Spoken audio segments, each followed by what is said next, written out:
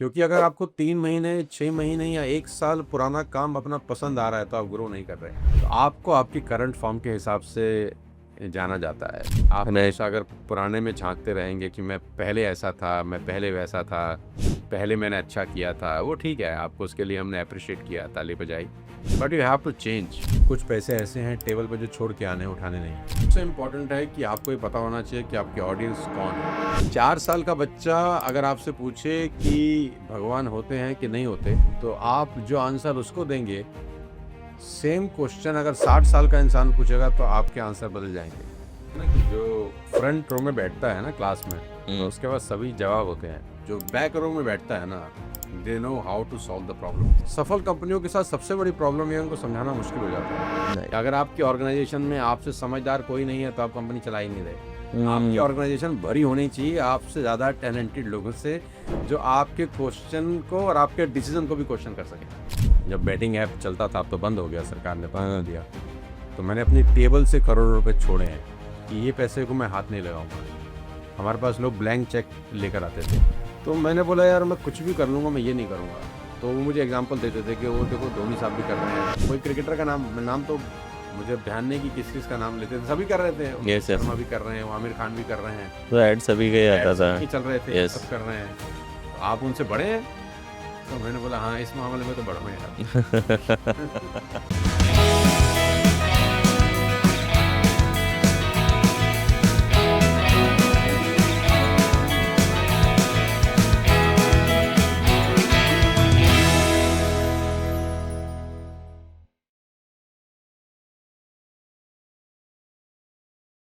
Hello दोस्तों, मैं doctor Yogendra Singh Rathore आप लोगों के लाया हूँ इनर वेलनेस ट्राइब का अगला एपिसोड। आज हमारे बीच बेहद स्पेशल गेस्ट मौजूद हैं, मोटिवेशनल स्पीकर, भारत के जाने माने कॉर्पोरेट ट्रेनर और अब ऑथर भी। Please welcome Sonu Sharma ji on our show. Sonu ji, thank you so much for coming on our show. बहुत बहुत शुक्रिया बुलाने के लिए। अभी जस्ट आपकी किताब लॉन्च हुई तो मैं उसी से ही शुरू करना चाहूँगा कि किस चीज़ ने आपको ट्रिगर किया अंदर से कि जो मेरे अंदर है वो एक किताब में कैद होना चाहिए? क्या मोमेंट था? ट्रिगर तो एक ही चीज़ ने किया कि इतना कुछ कह दिया था पिछले 18-20 साल के अंदर, और सब बिखरा बिखरा था। अच्छा। अपने ये चीज़ को ढूंढने के लिए बड़ी मेहनत करनी पड़ रही थी। तो एक किताब जितनी लोगों के लिए है उतनी मेरे लिए भी ज़रूरी हो गई थी। ओके। ये सारी चीज़ें इधर उधर बिखरी हुई हैं, तो मैंने सोचा कि यार इनको समेट दिया जाए। कभी कभी क्या होता है कि आप इतना कंटेंट बना चुके होते हो कि उसमें से कौन सा अच्छा कंटेंट है और कौन से को हटा देना चाहिए, वो खुद में ही कन्फ्यूज़न हो जाती है। राइट। तो मेरे को लगा यार लेट्स डू इट, एक किताब बनाते हैं और जिसमें सारा का सारा जो एक्सक्लूसिव कंटेंट है वो आ जाए हमारा, जी। और जिसमें कभी हमारे को भी ज़रूरत पड़े तो हमें दाएं बाएं ना जाना पड़े, अपने ही किताब की रेफरेंस लेकर ट्रेनिंग कर सकें। वाह। तो ये प्रयास है कि जो 18-20 सालों में कंटेंट इतना तैयार कर रखा है, बहुत तो एक जगह ऑर्गेनाइज्ड वे में। वो बहुत बिखरा हुआ था। तो मैंने उसको कोशिश किया कि एक बुक का फॉर्म दे, और जब बुक बनाने लगे तो बहुत बड़ा हो गया किताब, वही 450-500 पेज का बुक हो गया। तो मेरे पब्लिशर बोला कौन पढ़ेगा इसको इतनी किताब। मैंने कहा क्या करें, तुमने बोला इसको कम करो। जी। कम करते करते करते करते कर हम कोई 300 पेजेस पे आ गए। लेकिन अभी भी ये कॉन्सेंट्रेट है। कॉन्सेंट्रेट का मतलब एक चैप्टर में एक किताब बन जाएगी। हाँ। ये कोई ऐसा नहीं है कि एक टॉपिक है और उसके ऊपर मैं कोई 1 घंटा बात कर रहा हूँ। राइट राइट एक राइट। ऐसा है कि वो रसना की पहले छोटी वाली शीशी आती थी ना, वो लाल रंग की, हाँ। कि उसको बोतल में डाल के 10 बोतल बन जाती थी। तो ये वो वाली कहानी। Yeah. Chapter is equal to one book. तो 20 साल में जो मैंने ट्रेनिंग दिया है, कंटेंट बनाया है, चाहे वो सोशल मीडिया के लिए हो, चाहे वो कॉर्पोरेट्स के लिए हो, उसको कंपाइल कर दिया है। और जेनुअनली बताता हूँ, मैं अभी कोई 10-12 दिन पहले एक फाइनेंस का ट्रेनिंग था मेरा, कहीं ऑनलाइन ही था, जी। कि किसी कंपनी ने मुझे बुलाया कि आपको फाइनेंस के ऊपर बात करनी है कोई 1 घंटा। और मेरा सबसे पहला काम क्या किया, अपनी बुक में फाइनेंस का टॉपिक खोला और वही टॉपिक पढ़ के उनको पूरा ट्रेन कर दिया 2 घंटे।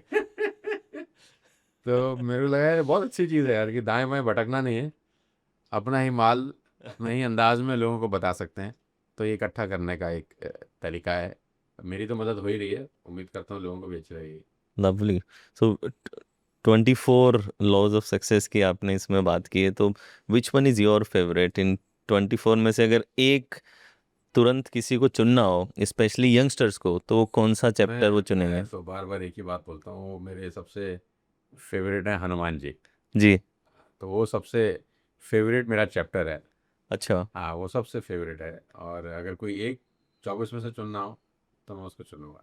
तो कोई एक शॉर्ट में अगर कुछ एसेंस, बाकी तो लोग पूरा पढ़ के समझेंगे उस चैप्टर को, क्या चीज़ ऐसी है जो लोग उसमें से जान के इम्प्लीमेंट कर सकते हैं?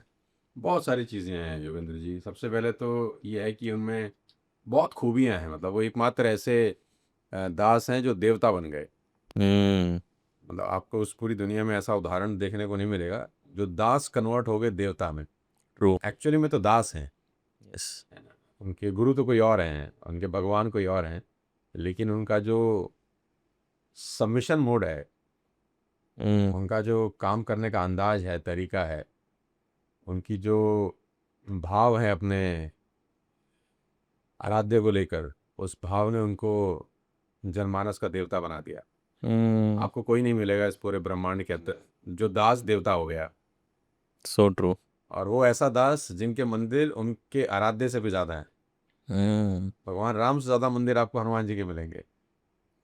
भगवान राम का जन्मदिन तो साल में एक बार मनाया जाता है, हनुमान जी तो हर मंगलवार को पूजे जाते हैं।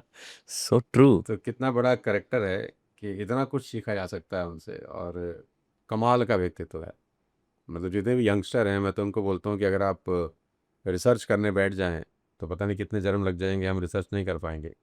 मोटा मोटा बहुत सारी चीज़ें हैं जो आप उनसे सीख सकते हैं। कोई सबसे एक जो पहले आपको सबसे ज्यादा इंस्पायर जो करती हो? सबसे ज़्यादा इंस्पायर करती है कि उनकी डिक्शनरी में इम्पॉसिबल शब्द ही नहीं है। हम्म। उनकी डिक्शनरी में इम्पॉसिबल शब्द नहीं है, उनकी डिक्शनरी में रिस्पॉन्सिबिलिटी लेना है कि वो हमेशा एक कदम आगे आके रिस्पॉन्सिबिलिटी टेक करते हैं। और रिस्पॉन्सिबिलिटी मैं हमेशा से बोलता हूँ, दी नहीं जाती, ली जाती है। कितने भी एपिसोड हैं उस पूरे रामायण के अंदर आप देखोगे ना, तो वो रिस्पॉन्सिबिलिटी लेते हैं। राइट। लक्ष्मण जी मूर्छित हैं, कौन लेकर आएगा संजीवनी बूटी, तो मैं लेकर आऊँगा, रिस्पॉन्सिबिलिटी लेते हैं। हम्म। राम लक्ष्मण नागपाश में बंधे हैं, तो गरुड़ को कौन लेकर आएगा, मैं लेकर आऊँगा, रिस्पॉन्सिबिलिटी लेते हैं। सीता जी को खोजने जाएगा, कौन जाएगा, मैं जाऊँगा, रिस्पॉन्सिबिलिटी लेते हैं। हर कदम पे फ्रंट फुट पे खेलने वाले बल्लेबाज हैं। So true. ना इफ ना बट, मैं करूँगा।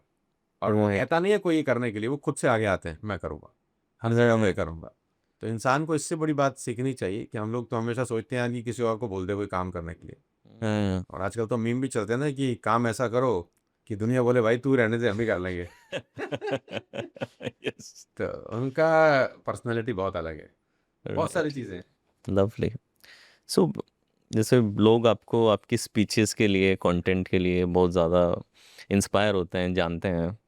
सो जब आप कोई कंटेंट बनाते हो तो क्या स्टेप्स आपके दिमाग में चलते हैं? क्या फ्रेमवर्क, कोई स्ट्रक्चर है दिमाग में कि ये फ्रेमवर्क है जिस फ्रेमवर्क में मैं सोचता हूँ? देखो, इसका सच्चा आंसर तो यह है कि जब आप कंटेंट बनाने बैठते हो ना, बस हम्म। उस वक्त जो थॉट आते हैं ना, वो थॉट आपका कंटेंट डिसाइड करते हैं कि आप उस वक्त कैसे भाव में बैठे हो, हम्म। क्या चल रहा है दिमाग में। कैसा कोई पर्टिकुलर सक्सेस फार्मूला नहीं है कि यार ये 1+1=2 हो जाएगा हम्म। और 3+3=6 हो जाएगा। कंटेंट की दुनिया ना क्रिएटिव क्रिएटिव दुनिया है। यहाँ पर 2+2 5 भी हो जाता है कभी कभी। कि आप और कभी कभी तो कंटेंट बहुत आराम से बन जाता है और कभी कभी नहीं बनता है। आप हम्म। 2 दिन 3 दिन बैठ रहे हो लिखने के लिए, कुछ अच्छा लिखूं कुछ अच्छा लिखूं, नहीं बनता। फिर आदमी आप कॉपी बंद कर देते, छोड़ यार कुछ से हम्म। और दिन देखता हूँ। और कभी कभी ऐसा होता है कि आप बैठे हो और फ्लो के अंदर अपने लैपटॉप पे टाइप करते जा रहे हो, करते जा रहे हो, करते जा रहे हो, और फिर बहुत अच्छी चीज़ बन के आ जाती है। ऐसा कोई स्पेसिफिक फार्मूला नहीं है, मूड के हिसाब से होता है। मूड तो आप कोई एक स्ट्रक्चर दिमाग में नहीं चलता है नहीं, कि ऐसा कुछ आई नहीं हैव होता। टू, नहीं, मतलब मुझे यहाँ उस पे वक्त उस कुछ वक्त फनी आना चाहिए, कुछ यहाँ पे कुछ स्टोरी आनी चाहिए, नहीं, उस या? वक्त मैं कैसे मूड में हूँ, उस वक्त क्या माहौल है, दिमाग में क्या चल रहा है, उस वक्त वो कंटेंट क्यों बनाया जा रहा है, बहुत सारी चीज़ें हैं जो हम्म। कंटेंट कैसा निकलेगा वो डिसाइड करती है। सो इंटेंट क्या रहता है आपका? जैसे कि जब आप अगर कंटेंट बना रहे हो तो what is your intent intention? रहता है कि कोई ना कोई मैसेज जरूर हो उस कंटेंट के हम्म। माध्यम से। राइट। मतलब कंटेंट देखो, कि not just it goes viral, वो दिमाग में नहीं है वायरल सिर्फ कि। इम्पोर्टेंट नहीं है, वैल्यू इम्पोर्टेंट है। हम्म। कंटेंट देखो, आपको हमको बहुत लोग सुनते हैं, जी। और सुन के वो क्या बन रहे हैं ना, ये बहुत इंपॉर्टेंट है। हम्म, तो एंड रिजल्ट में वो अच्छा आदमी बन रहा है कि नहीं बन रहा है, एंड रिजल्ट में वो कंट्री के लिए असट बन रहा है कि लाइबिलिटी, ये बहुत इंपॉर्टेंट है। बहुत सारे लोग वायरल होने के लिए बहुत सारी चीज़ें करते हैं, मैं वो नहीं कर सकता कभी। मैं चाहता हूँ कि मुझे एक व्यक्ति भी ना देखे, लेकिन मैं गलत चीज़ नहीं बना सकता है। मैं चाहता हूँ कि मुझे सिर्फ 2 लोग देखें, 3 लोग देखें, लेकिन वो अच्छे कारणों से याद रखें मुझे। वो इस कारणों से नहीं कि यार वो तो वायरल होने के लिए कुछ भी बोल देता है यार। राइट, मैं वैसा नहीं कर सकता हूँ, मेरे वो ब्लड में ही नहीं है। राइट। सो कहते हैं जब आप एक किताब लिख रहे होते हैं तो वो किताब दो लोगों को ट्रांसफॉर्म करती है, एक तो जो रीडर्स जो उसे पढ़ेंगे, और एक खुद वो व्यक्ति जो उसे लिख रहा है। तो आप उस लिखने के प्रोसेस में काफ़ी कुछ खुद को भी खोजते हैं तो। बहुत बहुत सही बात बोली यार, बहुत सही बात बोली, क्योंकि हम लोग जब इसको कंपाइल करने बैठे तो 2 साल लग गए मेरे को इसको, क्योंकि मैं लिखता बहुत हूँ, मेरे को हम्म, बहुत लिखने की आदत है। तो मेरे घर में कोई ना हो तो कोई 30-40 डायरीज होंगी जो मैंने भर रखा है, लिख लिख के। तो उसको जब कंपाइल करने लगी कि चलो let's make a you know a good book from all the कागज़, हमने कलम जो जो काले कर रखे हैं उससे, तो हमने उसको कंपाइल कर दिया। कोई 1 साल सवा साल पहले हो गया वो काम। चलो ठीक है यार, लॉन्च करते हैं, प्रिंट करते हैं यार इसको, बढ़िया अच्छा बना है। तो मेरे प्रोड्यूसर ने बोला कैसी बनी? अरे मैंने कहा सर धूम मचा देंगे। तो बोला ठीक है, मैं इसको सेट करता हूँ। तो सेट करके उन्होंने भेज दी मेरे पास कि आप एक बार फाइनल पढ़ लो, देन हम लोग इसको ओके करते हैं। ये लास्ट दिवाली की बात है। तो मैंने कहा ठीक है। अब मैं वो किताब पढ़ रहा हूँ, तो मुझे मेरी किताब अच्छी नहीं लग रही। मैंने कहा यार बहुत बकवास लिखा है मैंने। तो मैंने उसमें बहुत सारे करेक्शन कर दिए, और करेक्शन करके उनको दोबारा भेजी। मैंने कहा भाई इसको ठीक करो। तो उन्होंने कहा ये तो आप तो कह रहे थे अभी बहुत अच्छा लिखा है। मैंने कहा तब तो लग रहा था मुझे बहुत अच्छा है, अब नहीं लग रहा तो उसको चेंज करो। तो उन्होंने तो चेंज करी। उसमें फिर 20-25 दिन लग गए। फिर अपना स्केड्यूल भी ऐसा है कि आज यहाँ हैं, कल कहीं और हैं। तो उन्होंने भेज दिया, तो मैं पढ़ नहीं पाया फिर 1 महीने तक। फिर 2 महीने के बाद मैंने उसको पढ़ा। तो जो मैंने करेक्शन पहले किए थे वो मुझे और भी खराब लगने लगे। तो मैंने कहा यार तो और खराब हो गया है तो काम। तो मैंने कहा वो नहीं यार, उसको फिर दोबारा से करते हैं। वो कहते हैं ना कि that book remain same but I change. हाँ, तो वो अपना ट्रांसफॉर्मेशन इतना फास्ट हो रहा था कि राइट। अपना जो काम 3 महीने पहले हमने किया था वो खुद को पसंद नहीं आ रहा था। हम्म, और मुझे लगता है कि ये सबसे बड़ा क्या बोलते हैं, रिजल्ट है कि आप ट्रांसफॉर्म हो रहे हैं, राइट। आप मैच्योर हो रहे हैं हर दूसरे तीसरे चौथे महीने। क्योंकि अगर आपको 3 महीने 6 महीने या 1 साल पुराना काम अपना पसंद आ रहा है तो आप ग्रो नहीं कर रहे हैं। और मेरा ये मानना है कि आपको 6 महीने पुराना आपका काम बिल्कुल पसंद नहीं आना चाहिए। ट्रू। आपको बिल्कुल पसंद नहीं आना चाहिए और आपको वाहियात लगना चाहिए हो। मैं अपना 3 महीने का वीडियो पुराना अगर देख लूँ तो सेम यार। उसमें बहुत वाहियात लगता है। तो मैं बोलता हूँ यार क्या क्या बोल रहा हूँ यार मैं। और उस पर व्यू देख रहा हूँ 10 million, 8 million, 5 million, 20 million.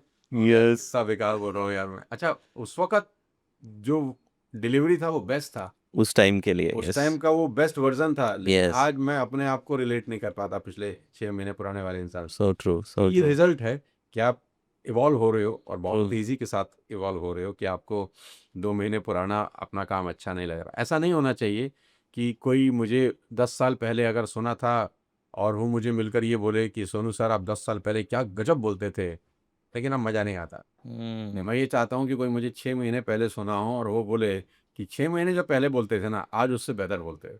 So true. In fact यही एक साइन है एवोल्यूशन का। और इसकी एक बिल्कुल अपोजिट कंडीशन भी होती है, जिसमें एक व्यक्ति को अपना करंट वर्जन पसंद ही नहीं आ रहा होता, वो कॉन्स्टेंटली अपना पूरा फोकस इस पे डाल रहा होता है कि मैं पास्ट में कितना बढ़िया था, मैं पास्ट में इतना अच्छा बोलता था, मैं पास्ट में ऐसा था, अब मेरे साथ क्या होने लग गया है।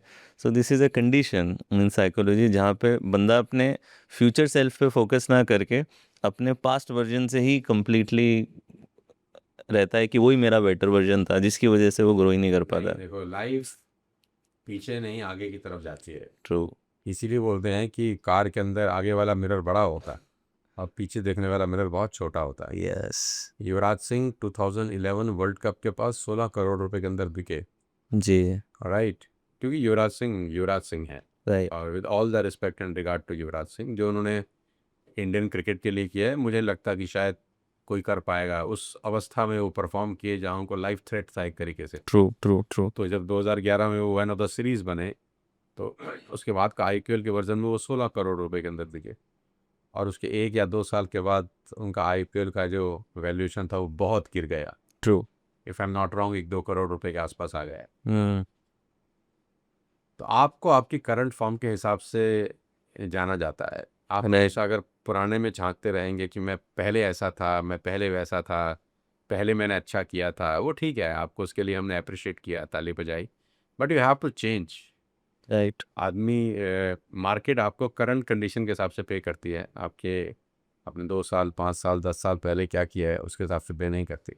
So true. पुराना अखबार कोई नहीं पढ़ता, शाम को ही फेंक देता है। और पास में रहने का फ़ायदा कुछ नहीं है, ये यस, आपको परेशान ही करता है, ट्रू, क्योंकि उसको बदला नहीं जा सकता। आप कुछ भी कर लें, you can't change, true, possible नहीं है कि आप बदल लें। लेकिन करंट में आप कुछ अच्छा करके अपने फ्यूचर को बेटर बना सकते हैं। लवली। एक और चीज़ होती है परफेक्शन सिंड्रोम, जिसमें बहुत से लोग किसी काम को बहुत लंबे समय से टालते रहते हैं बिकॉज उन्हें लगता है कि ये चीज़ परफेक्ट नहीं हुई है, इस वजह से they keep procrastinating it. So how to strike the balance, कि कल हम बुक लॉन्च में भी देख रहे थे कि आपको भी चीज़ें परफेक्ट चाहिए, बट आपको परफेक्ट चाहिए but you are acting as well. So उसको एक मास्टरपीस बनने की तरफ है, but there are many people जो किसी ना किसी डर की वजह से काम चालू नहीं करते। कि मैं सपोज यूट्यूब चैनल इसलिए शुरू नहीं करूँगा क्योंकि मेरी कंटेंट परफेक्ट नहीं है, मेरा वीडियो परफेक्ट नहीं है, मेरी स्क्रिप्ट परफेक्ट नहीं है, और फिर जब सब कुछ परफेक्ट हो जाएगा तो मैं शुरू करूँगा। ये नैरेटिव खुद को कह करके ये सालों तक चीज़ें शुरू नहीं करते, और somehow they feel good as well कि मैं तो परफेक्शनिस्ट हूँ इसलिए मैं शुरू नहीं कर रहा। So how to strike that balance, कि एक व्यक्ति चीज़ों को एक वेल मैनर्ड तरीके से बनाए भी बट साथ में एक्शन भी लेता जाए। How do you balance that? Nike का एक ना स्लोगन है, वो हम शुरू शुरू में अपनी वॉल पे लगाते थे, जी, और वो स्लोगन है डू इट नाउ। हाँ। वो इतना पावरफुल है, डू इट नाउ, यस, अभी करो। राइट, परफेक्शन कभी हो ही नहीं सकता, ट्रू, कभी नहीं हो सकता। 16 का संपूर्ण सिर्फ भगवान कृष्ण है, आप नहीं हो सकते, ना मैं हो सकता हूँ, ना बनने की कोशिश करनी चाहिए। Right, do it now, do it anyways. True, अच्छा है, खराब है, टेढ़ा है, टूड़ा है, डू इट नाउ। राइट, आप कर करके ही बेटर होते हैं, बिना करे तो पॉसिबल नहीं है ना बेटर होना। कोई ऐसा किताब तो आया नहीं आज तक इस दुनिया में, हाउ टू स्विम। आप नहीं, किताब पढ़ें और आप तैराकी सीख जाएं तो नालायकी है। तो आपको क्या करना पड़ेगा, आपको पानी में छलांग लगानी पड़ेगी। ट्रू, जब शुरू में करेंगे तो नई बात बनेगी, आपको डूबने का डर लगेगा। फिर दूसरे दिन, फिर तीसरे दिन, फिर चौथे दिन, फिर पांचवें दिन, फिर छठे दिन, यही एक तरीका है, और कोई नहीं, तरीका नहीं है। ट्रू, साइकिल कैसे सीखेंगे? साइकिल पे गिरेंगे 2 बार, 3 बार, 4 बार, घुटना चलेगा, ब्लड निकलेगा, गर्दन में मोच आ जाएगी, कुछ ना कुछ आपकी ज़िंदगी में नाटक होगा। Do it now. हर बात का एक ही आंसर है, do it now. Right, imperfect करिए, पर करिए। और ऐसा इस दुनिया में कोई हुआ ही नहीं है जिसमें राइट, आप कमी ना निकाल सके। ट्रू, जो बहुत बड़े बड़े लोग भी हुए, वो भी 10 साल 20 साल बाद अगर अपने काम को देखेंगे ना तो उनको बेकार ही लगता होगा। यस, लेकिन उस वक्त उनको लग रहा था कि ये बहुत परफेक्ट काम किए हैं। आप इतने बड़े एक्टर्स को देख लीजिए, वो अपने काम में खोट निकालेंगे कुछ समय के बाद। इट्स बिकॉज इन्वॉल्व रिलेटिव, हो रहे हैं यस, धीरे धीरे धीरे धीरे धीरे। राइट, तो प्रोक्रास्टिनेशन इस दुनिया का सबसे खतरनाक चीज़ है, और राइट, मैं पार्किंसन लॉ को बहुत बिलीव करता हूँ कि एक ही बात है कि आप टाइम फ्रेम कर लें, कितने टाइम में मुझे करना है, दैट्स इट, और वो उतने ट्रू, टाइम में हो जाता है। मैंने देखा है, जब जब मैंने सोचा है कि मुझे इस स्क्रिप्ट को 2 घंटे में ख़त्म करना है, किसी भी हालत में मुझे ख़त्म करना है, और 2 घंटे के बाद मुझे शूट कर देना है, चाहे वो कैसी भी हो, अच्छी हो, ख़राब हो, मेरा 2 घंटे का टाइम है, मुझे 2 घंटे में लिखना है इसको। जब आपके दिमाग में वो घड़ी चलती रहती है टिक टिक टिक टिक, तो आप डिस्ट्रैक्शन में नहीं जाते, आप बीच बीच में नोटिफिकेशन नहीं देखते, बीच बीच में मैसेज नहीं देखते, क्योंकि आपको पता होता है कि मुझे 2 घंटे में करना है। 2 घंटे के बाद लेट्स डू इट यार, खराब है, अच्छी है, लेट्स डू इट। लवली, कितना परफेक्ट करते रहेंगे, नहीं कर सकते, पॉसिबल ही नहीं है। लवली। सो अभी हनुमान जी की आप बात कर रहे थे, तो हनुमान जी को भी डाउट तो आता था, ठीक है? तो आपकी जर्नी में when you start something and वो जो एक बिगिनर डाउट आता है, how do you deal with it? देखो, हनुमान जी को तो पहली बार जिंदगी में कभी डाउट आया नहीं। अच्छा, ना ना ना, उनकी जिंदगी में डाउट शब्द ही नहीं है। तो वो जो लोग कहते हैं कि जामवंत जी ने उन्हें मोटिवेट भूल किया। गए थे, डाउट नहीं था। अच्छा, भूल गए थे, ओके, डाउट अलग शब्द है, हाँ, और भूल जाना एक अलग बात है। डाउट अच्छा, नहीं था हम लोग, ओके, भूल गए थे कि यार, अच्छा, कि कि मैं कर कूद सकता सकता हूँ हूँ कि क्या? हाँ, हाँ, एक डाउट तो तब होता है कि आप कर पाएंगे कि नहीं कर पाएंगे, होगा कि नहीं होगा। वो भूल गए, श्राप था। मदन ऋषि ने श्राप दिया कि तू भूल जाएगा। नटखट थे बचपन में तो मदन ऋषि बोले जा तू भूल जाएगा, है ना। हाँ कब याद आएगा? जब तुझे कोई याद दिलाएगा तेरी पावर्स का। राइट और जिस दिन तुझे तेरी पावर्स याद आ जाएंगी, तेरे लिए कुछ भी इम्पॉसिबल होगा नहीं। ओके तो फिर जब उनको उनकी शक्तियाँ याद दिलाई जामवंत ने, तो फिर उन्होंने बोला ठीक है यार, है ना। और जब शक्तियाँ याद दिला दी तो फिर कॉन्फिडेंस इतना गजब था। तो वो बोलते हैं उनको, जामवंत को, क्या क्या मैं रावण की जो ये लंका है उसको उखाड़ के यहीं ले आऊँ, हम्म उसको पूरे कुल समेत मार डालूं। तो उन्होंने बोला प्रभु इतना काम मत करो, आपको जो टास्क दिया उतना ही कर लो, बस खाली पता लगा के आ जाओ, बाकी हम कर लेंगे। कोई डाउट नहीं था। ओके सो बहुत बहुत क्वालिटी है। सो यू गेट डाउट और नॉट, या फिर आप कभी भूलते हैं अपनी शक्तियाँ? बिल्कुल होता है यार, कि हम ह्यूमन बीइंग है। यस अगर मैं बोलूँ कि नहीं नहीं यार, हमेशा हम मोटिवेट रहते हैं, कभी डिमोटिवेशन नहीं आता, वो फर्क या आते हैं। यस यस ट्रू बिल्कुल होता है। There was days, there were time जब आपको लगता है कि यार नहीं कुछ खराब चल रहा है। हम भी तो इंसान ही तो हैं यार। राइट राइट हम भी इंसान हैं कि यार हमको भी नेगेटिविटी आती है। हमको भी लगता है कि यार चीज़ें चीज़ें खराब हो रही हैं क्या। हमको भी लगता है कि यार काम कम तो नहीं हो रहा। हमको भी लगता है कि यार पता नहीं कल क्या होगा। सबको आता है जी ऐसा इस दुनिया में। तो मुझे लगता नहीं कि कोई जिसको लगता होगा कि नहीं यार मुझे नहीं आता। कोई particular incidents if you can share where maybe you were starting something or maybe on the way you felt the doubt, then how do you come out of it? मतलब डाउट नहीं बोलता मैं उसको। मैं हम्म, उसको बोलता हूँ कि कोविड के अंदर एक बहुत बड़ा ट्रॉमा रहा मेरी लाइफ के अंदर, when my father passed away. yeah, और मैं उनसे बहुत क्लोज था हूँ। जी और my sister in law passed away, और दोनों एक दिन के गैप में चले गए दोनों। My wife was hospitalize in a severe condition in ICU in BiPAP machine. Oh कोई 27-28 दिन वो आईसीयू में थी। तो ये 3 incidents back to back back हुए to मेरे back साथ। मैंने मॉर्निंग में सिस्टर इन लॉ को क्रिमेट किया, शाम को पापा को क्रिमेट किया। और जब मैं क्रिमेट कर लिया तो फिर मैं अपनी वाइफ को मिलने गया आईसीयू के अंदर। और वो आईसीयू का माहौल बहुत ख़राब था उस कोविड के टाइम के अंदर। कोई वेंटिलेटर पे है, कोई बायोपैक मशीन पे है, किसका ऑक्सीजन गिर रहा है। तो वो 10 लोगों का एक आईसीयू था जिसमें 20 लोग भर्ती थे। और वो लास्ट में मेरी वाइफ का बेड था, तो मुझे उस पैसेज को पास करके जाना होता था। तो लेफ़्ट राइट जब आप देखते हैं, और आप सुबह भी एक क्रिमेशन करके आए हैं और शाम को भी एक क्रिमेशन करके आए हैं, and you are going to meet your wife सबसे लास्ट में ऑन अ बायोपैक मशीन, जिनका सीटी स्कोर है 24/25, जिनके लंग्स 99% ख़त्म हो चुके हैं। और डॉक्टर आपको ये बोल रहा है कि हम जो बेस्ट कर सकते थे कर दिया है, नाउ आप भगवान से हाथ जोड़ो। तो वो ओहो जो मोमेंट था, वो मोमेंट बहुत डिस्टर्बिंग था। और बट दैट्स लाइफ। कुछ चीज़ें आपके कंट्रोल में नहीं आती, तो उसको लकीर पीटने का कोई फ़ायदा ही नहीं है एक्चुअली। तो मैं जाता था तो मैं अपनी वाइफ को जोक सुनाता था। तो मेरे डॉक्टर मुझे, उसका डॉक्टर मुझे बोलता था, मेरा दोस्त था वो मुझे उसको ट्रीट कर रहा था। वो मुझे बोलता था तू कैसा आदमी है यार, तू उसको जोक सुना रहा है, अभी तो पिता का संस्कार कर क्या है। तो मैंने बोला मैं जो कर सकता हूँ इस वक्त मैं वो कर रहा हूँ। हम्म जो मेरे हाथ में है मैं वो कर रहा हूँ। मैं चाहता हूँ कि कम से कम अब ये ठीक हो जाए। और मैं हल्का सा इसको अगर परेशान करूँगा तो इसके लंग्स ख़त्म है, थोड़ा सा रोएगी तो लंग्स ख़त्म हो जाए, कलेप्स हो जाएगी अभी। तो आई एम ट्राइंग टू थोड़ा सा उसको खुश करने का कोशिश कर रहा हूँ। तो मुझसे पूछती थी दीदी कैसी हैं, मतलब ठीक है पापा कैसे, बहुत बढ़िया है, फर्स्ट क्लास। तो वो जो मोमेंट था, जो 27-28 दिन रोज़ आईसीयू में जाना था, वो बहुत डिस्टर्बिंग था। वो एक ऐसा टाइम था जिसमें अपने को लगा था यार सब खत्म हो गया है, तो अंगोछा ही नहीं हाथ में। किसके लिए किया इतना कुछ, सब कुछ बनाया, धन दौलत संपदा, जिसके लिए किया वो सब एक एक करके छोड़ के जा रहे हैं। तो वो एक डिस्टर्बिंग कोई 30-35 दिन थे। बट ठीक है, फिर वहाँ से बाहर आए और वापस अपने काम पे लौटे। और फिर दुगनी मेहनत से काम किया और अपने आप को बोला कि ठीक है यार, अच्छा दिन भी तो उसने दिखाए थे। जब खराब दिन दिखा रहा है तो शिकायत नहीं करनी चाहिए। so true so true so so you were able to process it in 35-40 days internally आप process कर पा रहे थे? बहुत मुश्किल था, बहुत ही मुश्किल था। ऐसा होता था कि वो एम्बुलेंस एक दिन आई, एक को ले गई, अगले दिन आई दूसरे को ले गई, तीसरे दिन आई एम्बुलेंस, 3 लोग चले गए, 3 में से 2 वापस नहीं आए। बच्चे मेरे घर पे थे, पूछते थे मम्मा कब आएंगी। अब मेरे पास आंसर ही नहीं था उनको देने के लिए।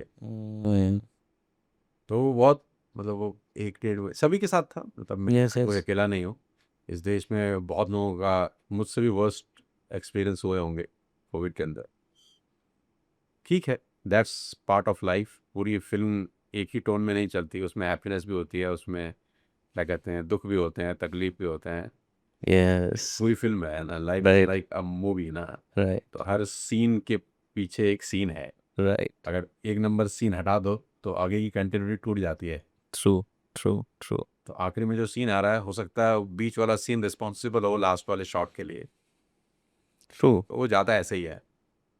सो इस पूरे इंसिडेंट्स ने how it changed your definition of success और वर्क, और did it change you as a person? कि कई बार हमारी इस प्रकार के इंसिडेंट्स हमारी कई कोर फिलोसफीज़ को बदल देती हैं, कई आइडियोलॉजी में शिफ्ट आता है। So did you experience any kind of shift the way you take life और the way you take success and work? Lightly लेने लग गया चीज़ों को, मैं बहुत सीरियसली लेता था पहले। मैं चीज़ों को बहुत सीरियसली लेता था, फिर उसके बाद मैं बहुत लाइटली लेने लग गया। ठीक है यार, क्या होगा ज़्यादा से ज़्यादा, नहीं तो रहेंगे, इससे ज़्यादा तो कुछ नहीं हो सकता। देख ही लिया मैंने। राइट मतलब पहले सोचते थे यार ऐसा क्यों हो गया, नहीं होना चाहिए था, फिर समझ में आया कि यार ये होता है, ये सभी के साथ होता है और हमारे साथ भी होगा एक दिन। ज़्यादा सीरियस लेने की ज़रूरत नहीं है। यू सीरियस इन लाइफ, कहते हैं don't be serious in life. तो फिर वो वाला फिलोसफी को अडॉप्ट करना शुरू कर दिया।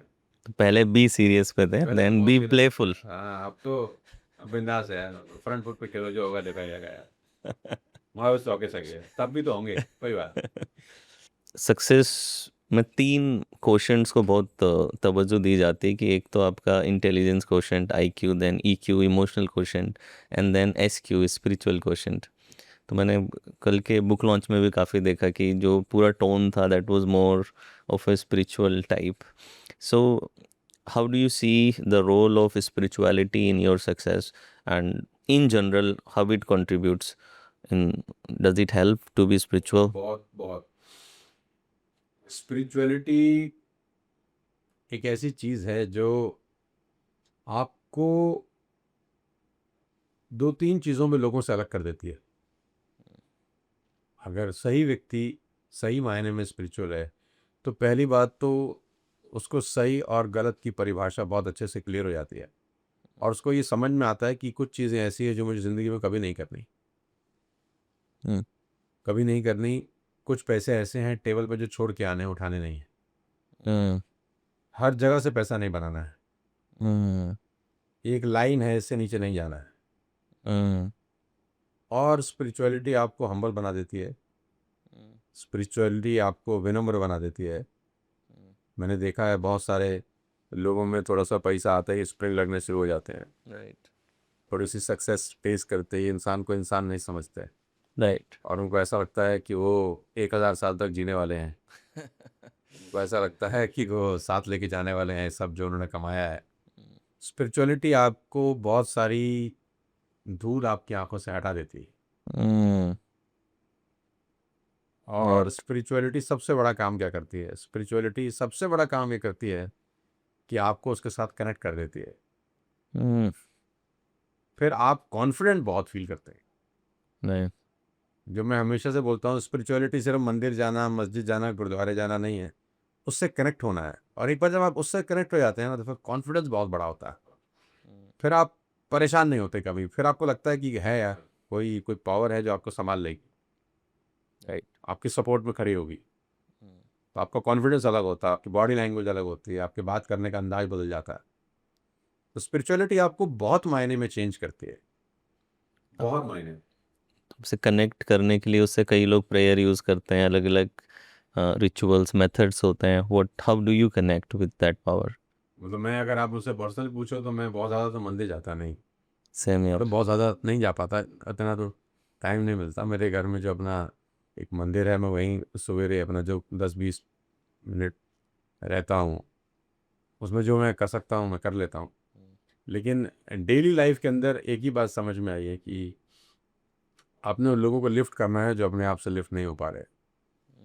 आपने उन लोगों का साथ देना है जो खुद से कुछ नहीं कर पा रहे। आपने लोगों के माइंड में, खोपड़ी में एक बात ज़रूर डालनी है कि पैसा ज़िंदगी की आखिरी और सबसे इम्पोर्टेंट चीज़ नहीं है। हम्म, रिलेशनशिप बहुत इम्पोर्टेंट है, एक दूसरे का साथ बहुत इम्पोर्टेंट है, प्यार बहुत इम्पोर्टेंट है, टेक केयर बहुत इम्पोर्टेंट है। पैसा इम्पोर्टेंट है, मैं ऐसा बोलूँगा तो फिर गलत हो जाएगा, हम्म, लेकिन वो आखिरी वस्तु नहीं है हम्म, कि पहली और आखिरी वस्तु वही है यार, कोई जो कुछ करना है पैसे के लिए करना है, और उसके अलावा बहुत सारी चीज़ें। Right, right. सो सक्सेस का रियल मीनिंग आपके लिए क्या है? बहुत सारी परिभाषाएं हैं यार, सफलता की परिभाषा तो बहुत सारी है। मतलब कल, या मैं नॉर्मल अगर पूछूं तो मैं सक्सेस का सबसे बड़ा दो तीन चीज़ें हैं। मैं अभी एक प्रोग्राम में गया तो वहाँ मुझसे सेम सवाल पूछा उन्होंने कि आप सफल किसको मानते हैं, जिसके पास 1,000 करोड़, 2,000 करोड़, 3,000 करोड़ हो, 5,000 करोड़ हो, 10,000 करोड़ हो, या जो भी XYZ अमाउंट हो, वो सफल है? या वो व्यक्ति सफल है जो बहुत फेम है, जिसके पास दुनिया ऑटोग्राफ के लिए दीवानी है, पागल हो रही है, एयरपोर्ट से निकल रहा है तो लोग घेर लेते हैं। दो ही चीज़ें ना, नेम एंड फेम। हम्म, या पैसा। किसको मानते हैं आपकी भाषा में, डेफिनेशन में सफल कौन है? तो मैंने उनको बोला यार, मेरी डिक्शनरी में दोनों ही मतलब नहीं है। हम्म, मेरी डिक्शनरी में सफल होने का मतलब ये है कि आपकी ज़िंदगी में जब संतों का आगमन होता है ना, हम्म, जब कोई संत आपके जीवन में आता है, या हम्म, आप किसी संत के दर्शन करने चले जाते हैं, हम्म, ईश्वर आपको भेज देता है। हम्म, सही मायने में ईश्वर की कृपा आप पे तब बरसती है जब आपकी ज़िंदगी में कुछ संत होते हैं, ओके, जिनके आश्रम में आप समय बिता सकते हैं, या कोई संत आपके घर पे आ सकता है। ईश्वर की कृपा तभी मालूम चलती है जब संत आपके जीवन में होते हैं। हम्म, वैसा है ईश्वर की कृपा हो, मैं नहीं मानता। हम्म, इज्जत बहुत दे दी, ईश्वर की कृपा है, मैं नहीं मानता। ईश्वर की कृपा कैसे है, पता कैसे चलेगा? जब आपकी ज़िंदगी में कोई संत होगा, जब आप किसी आश्रम जाएंगे, आप किसी मंदिर में जाके समय बिताएंगे, तब मालूम चलेगा कि हाँ भाई, भगवान मेहरबान है आपके ऊपर। हम्म, पैसा दे के भगवान मेहरबान नहीं होते, और मान सम्मान देकर भी भगवान मेहरबान नहीं होते। भगवान मेहरबान तब होते हैं जब आपकी ज़िंदगी में कोई संत आता है, जब आप किसी आश्रम में जाते हैं, हम्म, वहाँ पर आप झुक जाते हैं। तो सक्सेस की सबसे बड़ी परिभाषा है कि आपकी ज़िंदगी में कोई संत है कि नहीं, आपके पास कोई स्पिरिचुअल गुरु है कि नहीं, हम्म, और आप जेन्युइनली वहाँ पर जाके इन झुकते हैं कि नहीं। सफलता की सबसे बड़ी परिभाषा। हो सकता है आपके पास पैसे ना हम्म, हो सकता है आपके पास, आपको कोई जानता हो, गली मोहल्ले में भी कोई आपको ना जानता हो, राइट। लेकिन आपकी ज़िंदगी में कुछ संत है, आपके घर पे कोई संत आ जाता है कौन होता है संत? जो आपको विनम्र रहना सिखाए। सबसे पहली बात, जो आपको ये ज़रूर सिखाए कि ज़िंदगी का असली मकसद पैसा बनाना नहीं है। हम्म, ज़िंदगी का असली मकसद कुछ और है यार। ओके, जो आपको ये सिखाए कि सेवा सबसे बड़ी चीज़ होती है, उन लोगों की जो अपने हाथ से अपनी सेवा नहीं कर पा रहे ओके, हैं। At the end of the time, हम सबको जाना है, कोई यहाँ पर हमेशा युगों युगों तक रहने के लिए तो आया नहीं है। आपके पीछे किन को लोग याद करते हैं? जिनके पास बहुत पैसा हो गया उनको लोग याद करते हैं? नहीं नहीं। याद किन को करते हैं? जिन्होंने आम जनता, आम पब्लिक, आम लोगों के लिए कुछ किया होगा। हम्म, तो वो आपको बताएगा कि नहीं यार, आखिरी जो मोटिव है, ऑब्जेक्टिव है, वो सही में पैसा है ही नहीं। और ये समझ पैसा कमाने के बाद ही आती है, ऐसा नहीं कि पहले आती है, आती भी बाद में है। यस, ये बात हम तभी कर पा रहे हैं जब है थोड़ा बहुत। नहीं हम्म, होता तो शायद हम करते भी नहीं। राइट, आपको हासिल होने के बाद ही मालूम चलता है कि यार, शायद इसकी ज़रूरत नहीं थी। मैं अभी खान सर के साथ था, मुझे उनकी बड़ी अच्छी लाइन लगती है कि यार, जब सब कुछ चाहिए था तो पैसे नहीं थे, आज पैसे हैं तो कुछ चाहिए नहीं। हम्म। आज इच्छा खत्म हो गई। ट्रू, ट्रू, तो वो जो बुद्ध वापस आए ना 12 साल के बाद, तो अपने ही घर में भिक्षा मांगने गए, तो यशोधरा ने दरवाज़ा खोला, नई नई शादी हुई थी, छोड़ के चले गए थे पत्नी को। हम्म, तो यशोधरा पहले तो बहुत गुस्सा हुई, हम्म, बहुत गुस्सा हुई कि तुम मुझे बिना बताए चले गए, ये वो। हम्म, वाइफ थी, लड़ी। हम्म, तो फिर यशोधरा उन्होंने बड़ा अच्छा सवाल पूछा। तो उन्होंने बोला कि जिसको ढूंढने 12 साल जंगल में घूम रहे थे, हम्म क्या घर में नहीं था वो? हम्म राइट 12 साल जिसके लिए गृह त्याग कर दिया, घर में नहीं था? तो बुद्ध ने जवाब दिया बड़ा अच्छा। बुद्ध ने कहा घर में भी था। तो फिर वो पूरी जंगल क्यों गए? बोल जंगल जाकर तो पता चला कि घर में भी है। ट्रू ट्रू कुछ चीज़ें बाद में समझ में आती हैं, पहले नहीं पता नहीं चलता पता है। चलती, ट्रू ट्रू और वो एक स्टेज पर ही आती है। सही बात 20 साल पहले हमको कोई ऐसी बातें बोलता, हम बोलते चल साइड हो यार, तू कुछ पैसे कमा लेने दे, ये गीता ज्ञान में बातें बात करे। लेकिन जब आदमी थोड़ा बहुत अचीव कर लेता है, उसको समझ में आता है कि नहीं यार, ये जरूरी, इतना जरूरी नहीं था। रिसेंटली अनुष्का शर्मा भी एक इंटरव्यू में यही बोली थी कि यस शी सेड कि आई वांट कि लोग पैसा कमाएं बहुत सारा और बहुत सारी फेम कमाएं ताकि उन्हें पता लग सके कि ये जरूरत नहीं। अदरवाइज ये प्रवचन लगेगा बट जब आपको वो मिल जाएगा उसके बाद you will realise that this is not the thing that is going to give you ultimate happiness. वो नहीं देने वाली है, कुछ और चीज़ें आपके रिश्ते, आप जो कंट्रीब्यूट कर पा रहे हो वही चीज़ है जो आपको जिस चीज की प्राप्ति होती है उसमें सुख की समाप्ति हो जाती है। सो ट्रू प्राप्त हो जाता है ना, उसमें सुख समाप्त हो जाता है। सो ट्रू जब सो तक ट्रू प्राप्त नहीं होता तब तक आदमी पीछे पीछे भागता रहता है, ट्रू ट्रू लेकिन वो बिना प्राप्त हुए समझ नहीं आता। हाँ वो आएगा तभी पता चलेगा, तभी you will get to know. Actually मजा जर्नी में है ना, एंड रिजल्ट में नहीं है। भाई आप फॉर एग्जांपल, आपने टारगेट रखा है मुझे मर्क लेनी है या कोई भी एबीसीडी कार लेनी है, तो अब वो जर्नी है 2 इयर्स, 3 इयर्स, 4 ईयर, 5 इयर्स। अगर आप जर्नी को एंजॉय नहीं कर रहे हैं तो एंड रिजल्ट में क्या होगा? आपने जिस दिन गाड़ी ले ली अगले दिन तो नॉर्मल हो गया हो, राइट आप खुश हुए सिर्फ एक दिन। This is actually called neutralization of desire. So मैं एक बार वेदांत एकेडमी है पुणे के पास, वहाँ पे था, तो स्वामी पार्थ सारथी जी हैं जो वेदों पे काफ़ी बड़ी अथॉरिटी हैं, अभी तो आई थिंक अबव 80 होंगे। तो वो एक किस्सा वहाँ पे बता रहे थे कि वो किसी ब्रिटिश बिलियनियर्स के घर पे थे, तो उसके बेटे का बर्थडे था। तो उसके बर्थडे पे 18 साल का बच्चा होगा, तो उसके पिताजी ने लाके सरप्राइज में फरारी की चाबी उसे गिफ्ट करी कि बेटा तुम्हारे लिए ये फरारी। तो बोले वो बस हाँ थैंक यू पापा बोल करके चला गया। उसने उसकी ड्राइव भी नहीं ली, उसने उसे देखा भी नहीं, उसको फ़र्क ही नहीं पड़ा कि फरारी गिफ्ट में मिली है।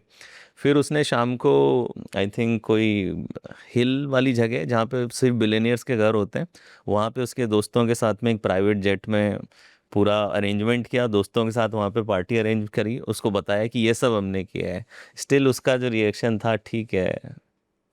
तो this is called the neutralisation of desire कि आप जब किसी चीज़ को, जो रियल हैप्पीनेस होती है वो एंटिसिपेशन में होती है, जो डोपामीन है वो एंटिसिपेशन में रिलीज होता है, and the moment you achieve it it drops, ये ड्रॉप हो जाता है। जो इंजॉयमेंट है ना, जो फन है, वो जर्नी में है। Yes so true. जर्नी का मजा है एक्चुअली। यस यस कि यस मान लेते हैं किसी नदी से आपको गुजर के कहीं जाना है, किसी ने कहा कि यार आप नदी को क्रॉस कर लेंगे ना, तो क्रॉस करने के बाद एक बहुत अच्छा टापू आएगा और टापू पे एक बहुत अच्छा मंदिर है, वहाँ जाके आपको बहुत मज़ा आएगा। ठीक है, तो हम स्पिरिचुअल लोग हैं, तो क्या करेंगे हम? फिर वो हमारे दिमाग में रहेगा टापू, टापू के ऊपर हो मंदिर, तो हम वो नदी को क्रॉस कर रहे हैं, नदी को क्रॉस कर रहे हैं, क्रॉस कर रहे हैं। अब हमें जो नदी का जो एंजॉयमेंट था ना, वो खो गया। हो गया। यस ध्यान कहाँ है? टापू, टापू के ऊपर मंदिर। राइट। और मंदिर गए तो हो सकता है वो रास्ता 3 घंटे का था, 5 मिनट में तो जो जिसके लिए जा रहे थे वो 5 मिनट में खत्म हो गया। लेकिन वो जो 3 घंटे का जो शानदार नज़ारा था नदी का, यस मिस कर गया। सो ट्रू मस्ती जर्नी में है, वो एंड रिजल्ट में नहीं है। So true. कई लोग स्पेशली यंगस्टर्स काफ़ी लॉस्ट फील करते हैं कि उन्हें डायरेक्शन नहीं मिल रही कि मेरा पैशन क्या है, मेरा पर्पस क्या है, मैं ये करूं कि ये करूं। कुछ सोशल मीडिया पे देखते हैं तो लगता है कि कंटेंट बना लूं, कभी लगता है कि ये बन जाऊं।